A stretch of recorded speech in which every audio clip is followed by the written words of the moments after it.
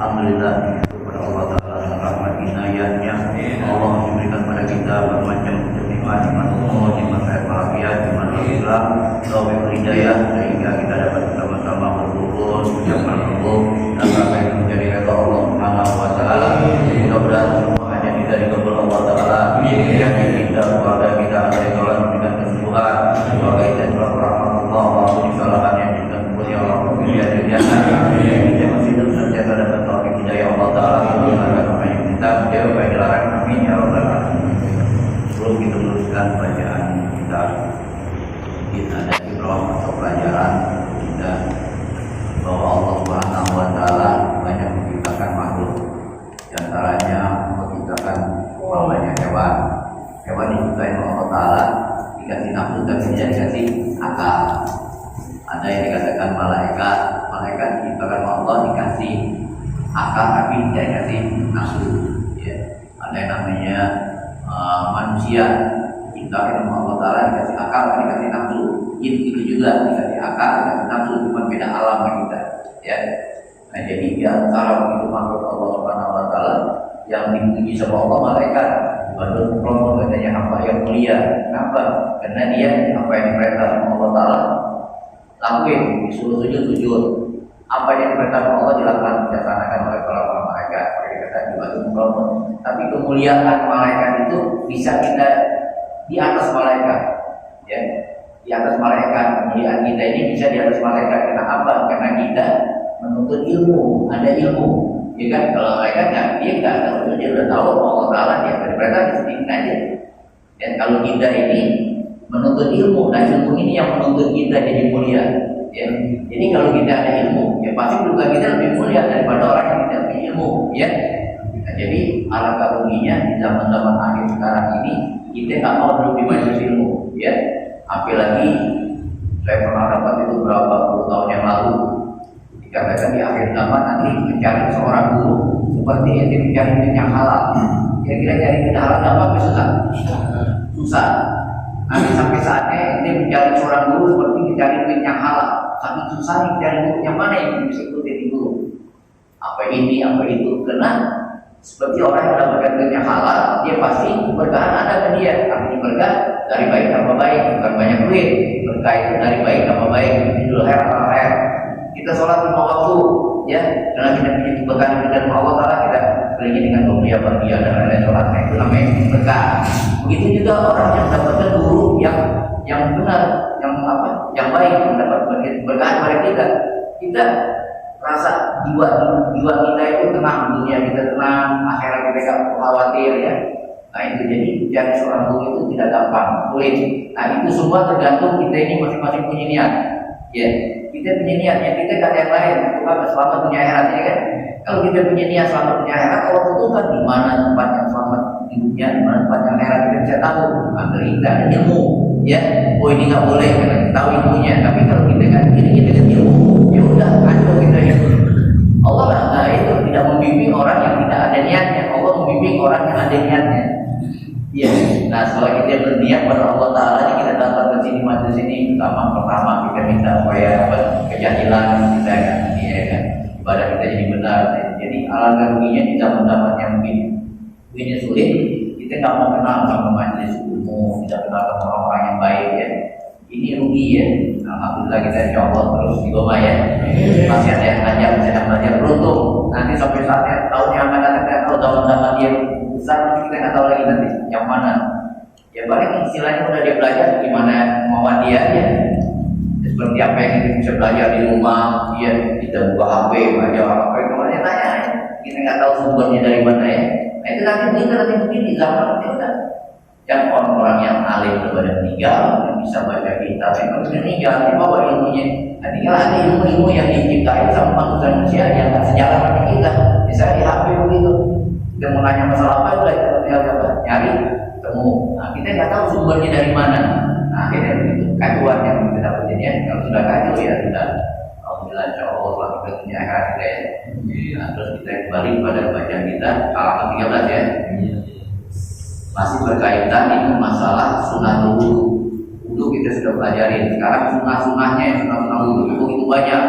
Kemarin di akhir kemarin masalah sampai menyelesaikan Nyeleti itu ya. Ya kalau disunahkan kita menyeleti kalau wudu seperti jadi ambil kalau di tangan begini nih, begini begini nih maksudnya gitu ya. Nah itu nyeleti. Nah kalau istilahnya di antara cara tadi seperti kayak begini nih, ada apa nih? Cicit. Kita nggak bisa kerja begini itu. Kalau ada di antara anggota wudu ini tidak kena air, nggak sah. Ya, nyeleti itu artinya sunnah, disunahkan. Kita kata-kata semuanya kena air aja masalah. Tapi nggak bagian apa? Nggak bagian sunnah itu gitu doang. Iya. Kita karena dapatnya sunnah ini memberikan tambahan pahala. Kalau kita nggak mau kerjain menjadi masalah. Ya, tapi rugi. Udah dikasih dispensasi kita nggak mau. Nah, kalau kita wudu tuh misalnya kita menwudu, kita tangan kita ini mana yang bersih itu kan wudu itu udah diajarin gimana cara wudu yang benar ya. Nah itu jadi ini sunnahnya begitu banyak. Jadi termasuk nih di sini kemarin tuh masalah yang jenggotnya tebal itu tidak wajib begitu. Ada yang kata nggak sampai di mana punya apa kulit karena masalah nggak jadi masalah, tapi ada kesunahan itu untuk apa itu menjelaskan begini ya, kecuali katanya jenggot cambang atau jenggot atau jenggot cambang itu kecuali jenggot seorang yang jarang jenggotnya karuban gitu kan ya, cuma bisa dilihat kulitnya. Nah itu dia wajib untuk kenain air tuh, gak bisa dikait-kaitin aja. Kalau yang jenggotnya panjang kayak gini itu tuh ya itu usaha biar gak kena kulitnya, tapi ada usaha untuk apa? Menyampaikan air gak sampai gak jadi masalah kita ya. Begitu juga kecuali jenggot seorang yang jarang atau jenggot rusak, baki ya. Nah itu kan dia jarang, itu artinya orang yang punya jenggot itu jarang. Nah dia wajib sampai air ke mana anggota wudu itu ya. Nah itu disunahkan seperti begitu ya. Jadi kalau nggak begitu ya nggak boleh itu ya. Maka wajib itu salat ini yang ditulis ini 1, 2, 3, 4, 5, 6 baris dari bawah. Jadi kalau yang nggak kena apa, yang nggak kena air, maka wajib sudah belum di tengah ada itu. Udah tunggu ya? Ya wajib itu. Kalau yang nggak kena air, ini seperti jenggot laki-laki yang jarang, tambangnya atau perempuan atau bagi, maka wajib selain itu akan membuat itu. Dan jika itu yang jarang itu bukannya disunahkan, mewajibkan karena mesti sampai itu ya air di situ ya. Bukan tujuannya. Dan diseleksi segala anak jari dua tangan nih, anak jari kita ini begini tuh, kalau ini gini gitu ya. Tuh kalau ada cincin kita tutup gitu tuh, jangan sampai air mandang ke sini nih, di dalam kena nggak sah, jadi mesti gitu itu. Ya mesti teliti lah gitu. Wudu nggak seenak-enaknya aja. Jari tangan, terus jari kaki juga. Jika sampai air kepadanya dengan ketiadaan diseleti, maka jika tiada sampai melainkan dengan seperti segala anak jari yang sangat berdempet itu ada kan? Ada jari yang dempet itu ya? Iya, ada jari itu dempet itu. Nah itu wajib untuk kita selesai itu. Andai kata dia istilahnya nggak sampai di mana jari-jari yang dempet tadi, nggak sah wudu kita ya. Ada yang dempet, bukan yang dempet benar bukan, kalau dempet jangan dipisahin. Dempet itu ada yang ada apa gitu ya. Nah itu wajib kita selesaikan begitu tuh sampai itu air di situ ya, baik tangan maupun kaki dengan ketiadaan. Maka jika tiada sampai melainkan dengan seperti segala alatnya.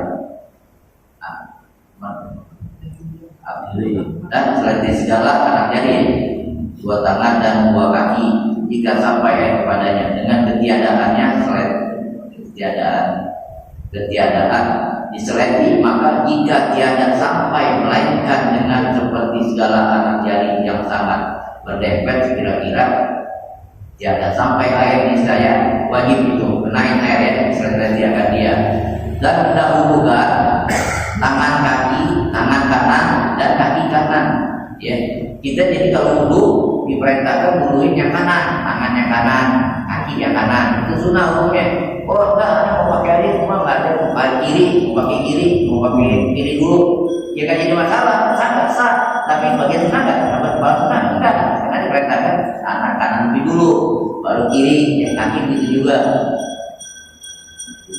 Ke kiri atas yang kanan. Demikian lagi jika dibasuh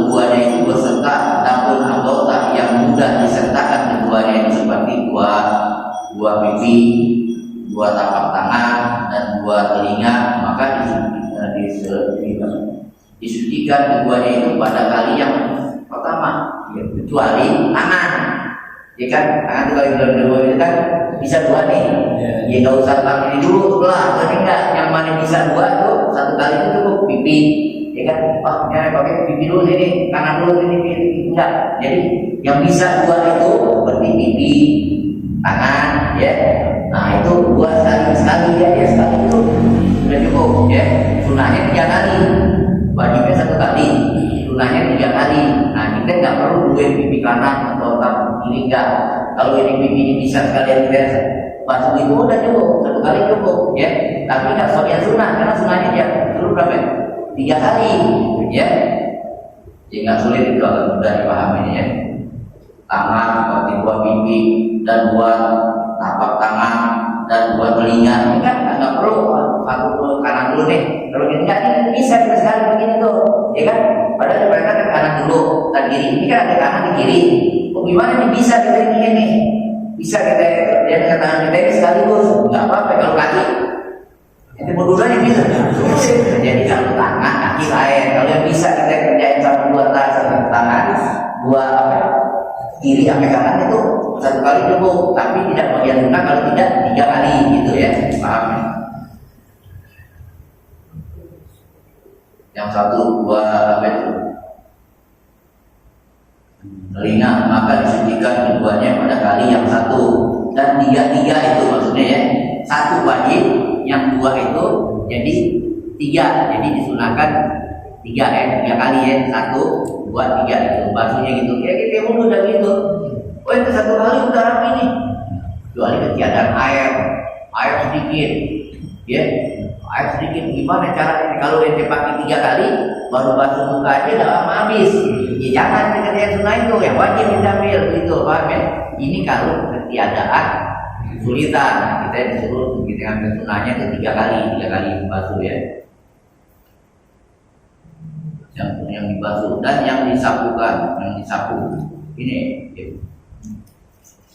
Dan mualat. Nah di sini disunahkan mualat. Artinya mualat itu berturut-turut, ya, berturut-turut mualat itu nggak boleh putus. Mualat yakni berturut-turut, dan yaitu bahwasanya tiada hasil perceraian ini banyak antara 2 anggota, demikian lagi antara beberapa membasuh dan antara beberapa bagian dari anggota yang 1 bahkan. Nah, maksudnya begini, arti mualat disunahkan mualat begini. Ini contoh yang paling gampang. Ini dari rumah wudhu nih, dari rumah wudhu, ya. Pas sampai tangan nih, sampai tangan, tahu-tahu habis air di sana, ya kan? Ah di masjid tak terusin, maksudnya kita terusin di mana? Di masjid, terusin di masjid. Nah itu dari rumah sampai ke masjid, kalau itu kering, tangan yang kita basuh dari rumah itu kering, di sini kita basuh habis tangan kan mana? Buka, ya, pala, ya. Habis tangan kan pala, tangan udah kering, itu putus mualatnya tuh, betul-betulnya putus karena udah kering. Ya tapi sah kita wudhu, cuma nggak kebagian sunah mualatnya, nggak kebagian sunah betul-betul, kan dipraktekkan kan berturut-turut. Jadi kalau kita wudhu jangan ada jedahnya gitu, ya, justru berturut-turut begitu. Ini umpamanya yang gampang, dari rumah nih kita wudhu, pas di rumah habis air, wah di masjid kita terusin tar wudhu boleh. Tapi kalau ente nggak dapetin enggak nih yang kita habis wudhu misalnya di muka itu ke tangan, atau di muka udah kering, ya itu di wudhu nggak perlu ke muka lagi karena sunahnya ya langsung ke tangan misalnya. Tapi ini yang udah kering ini kita ambil dari sini nih dia langsung kemari, itu namanya tidak dapat mualat. Kenapa? Sudah kering dia itu putus. Kalau kita mau dapetin masih basah itu, kondisi kita ini masih basah, muka kita masih basah, nah kita kemari itu masih dapat itu sunah mualat, ya. Paham kira-kira? Berturut-turut, ya. Dan itu bahwa di antara hasil perceraian jangan banyak. Perceraian itu antara satu anggota itu jangan sampai di antaranya itu ada beberapa membasuh, dan di antaranya beberapa bagian anggota yang 1 bahkan dibasuhkan 1 anggota kemudian daripada 1 anggota dengan sekira-kira tiada kering tuh di situ tadi penerangannya begitu, ya. Jangan sampai kering gitu, ya. Kita nih contoh tadi paham, ya. Ya misalnya nggak di rumah dia di sini nih kita misalnya duduk ini. Tahu-tahu ada urusan umpamanya nih dipanggil kita. Jadi sebentar aja. Nah, akhirnya kita putusin tuh wudunya tuh. Baru sampai buka diputusin wudunya. Ngobrol dulu dah kata. Nggak jadi masalah. Tapi kalau pas udah rapi ngobrol, toto kering. Nah itu nggak kebagian sunnah tadi sunnah mualah itu nggak kebagian. Kenapa? Udah kering ya. Karena jangan sampai kering, ya. Nah, jadi gimana? Terusin aja. Terusin yang apa? Yang habis buka ya tangan udah. Tapi sunnah mualahnya udah berhenti, udah putus karena sampai apa? Kering. Nah kecuali dia belum kering. Nah terusin. Jadi jangan sampai kering maksudnya gitu ya.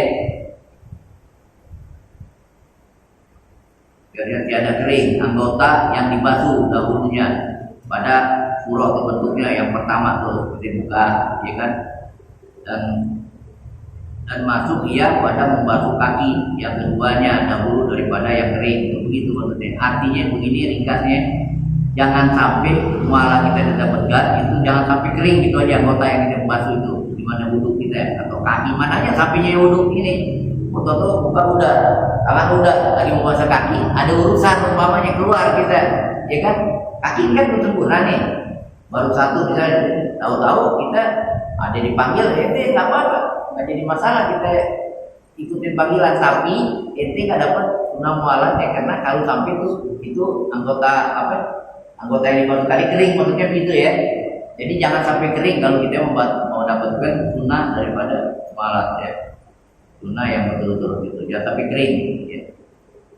Basuhan yang pertama tadi dan masuk basuh yang kali yang ketiganya itu dahulu daripada kering, yang basuh kali yang keduanya pada betul yang kedua. Ya, maksudnya gitu tadi ya.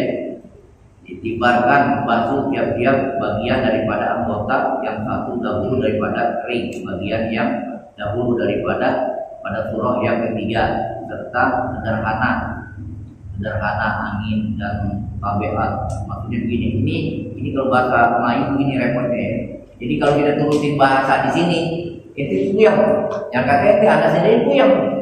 Itu puyeng ini apaan yang mau kemana? Nah, jadi yang memberi kepahaman begitu tadi. Jadi artinya mualat ini ringkasnya begini. Kalau kita wudhu, ya ini disunahkan kita mualat. Artinya berturut-turut. Jangan sampai kita tidak mendapatkan sunnah mualat. Seperti kalau anggota yang kita basuh ini di mana sampainya tadi yang bilang tadi ya, sampai di tangan nih ada sesuatu yang bisa kita dipanggil atau di apa ya. Nah terus kita tinggal itu wudhu kita kan sampai di tangan tuh, tapi di tangan doang. Buat yang lain anggota wudhu masih ada.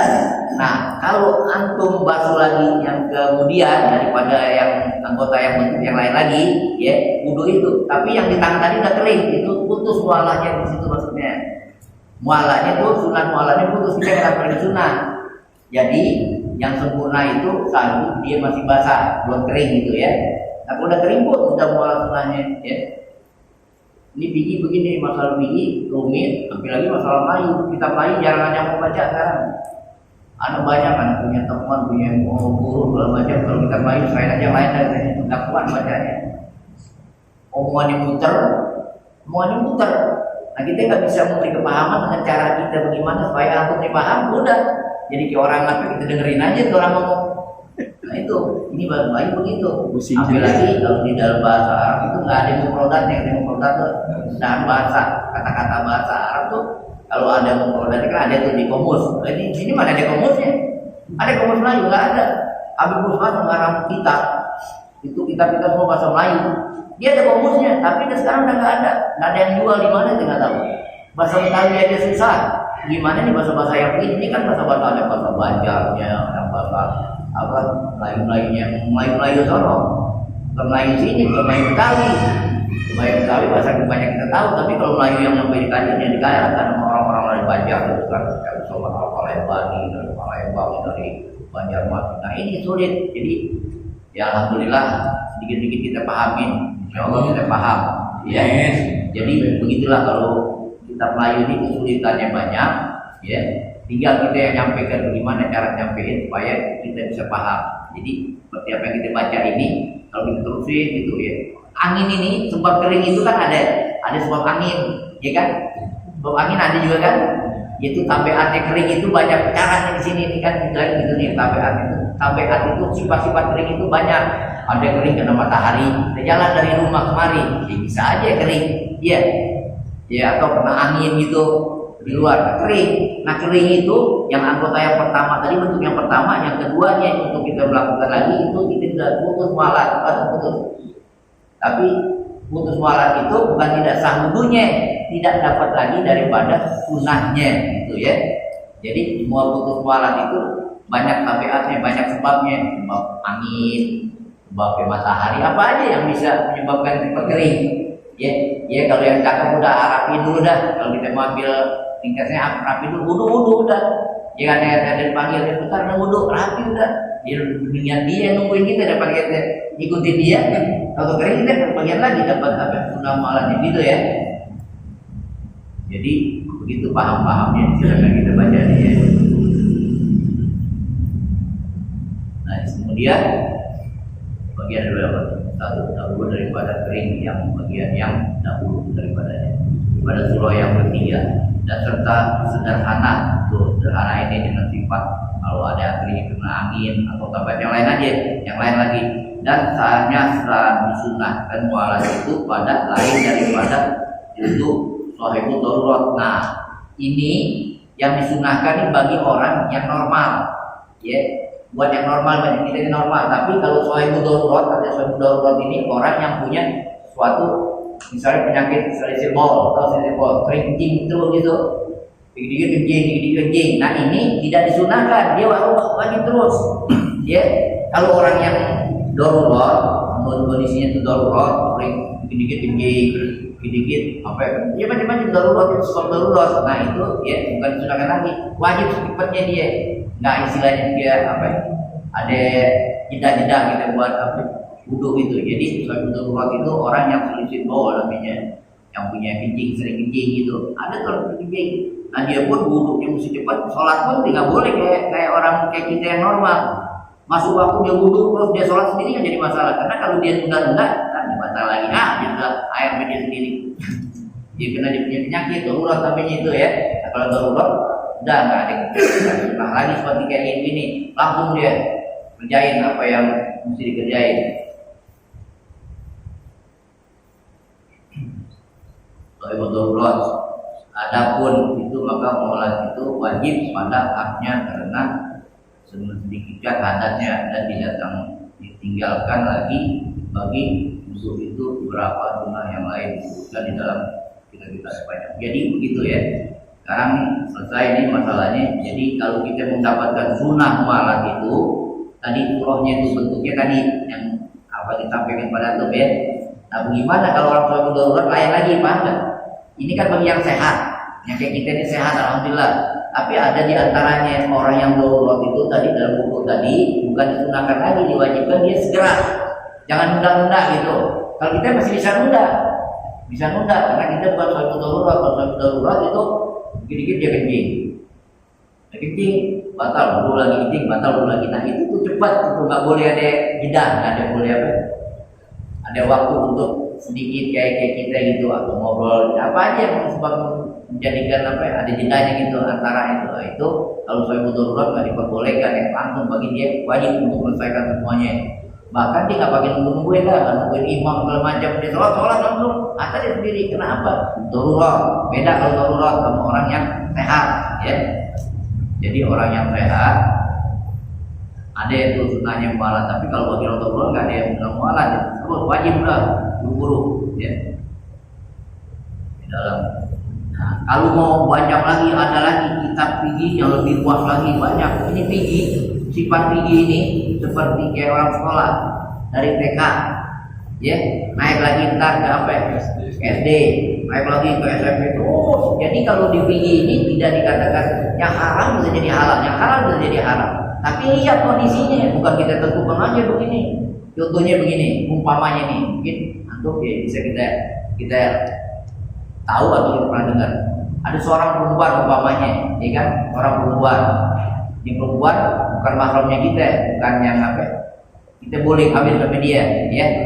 Anak kecil umurnya misalnya 6 tahun umpamanya, ya kan? Anak perempuan umur 6 tahun. dia kan belum tamyiz, ya kan? Kita kesentuh batal nggak dia? Nggak batal kan? Iya, karena dia belum tamyiz, umur baru masih apa? Masih 6 tahun, kecuali udah 9 tahun itu ya udah tamyiz balik, dia belum balik, anak kecil. Apa namanya? Balita ya? Iya. Andai kan itu kan nggak jadi haram tuh, nggak jadi apa? Nggak jadi batal. Tapi bisa jadi batal. Sebab apa? Tahu-tahu nih pas kita kesentuhan media, kita ngelihat bahasa body dah, bodinya. Wah, ini orang, ini anak body. Itu ada sawat media batal ini. Dari nggak batal jadi batal kenapa? Karena kita menaruh syahwat. Nah begitu tinggi, luasnya tinggi begitu. Ada yang bisa batal, ada yang bisa enggak. Jadi banyak lagi, luas lagi, ada kitab yang lebih panjang lagi, lebih kuat lagi ya. Jadi ini kita belajar begini yang setengah-setengah aja, ke bawah kagak, ke atas kagak. Jadi kita ikutin ini aja juga udah insya Allah kita selamat, ibadah kita benar segala macam ya. Nah jadi begitu mungkin sampai di sini selesai, nanti akan datang ini sudah masuk ke bab awal itu wudu yang membatalkan wudu. Nanti gimana ini selesai nih, batal wudu sudah selesai, sunnah wudu sudah selesai, nanti tinggal masalah yang membatalkan wudu apa aja ya. Nah jadi masalah kita begini panjang semua. Nah kita ini baru tingkatan apa? Tingkatan SD apa? SD dah. Ntar naik SMP, naik SMA terus begitu tinggi. Jadi nggak bisa begitu kita mutlak langsung ini aja. Nah karena langsung mati begitu, jadi resiko ya. Yang mudah sedikit dari bapak yang berada.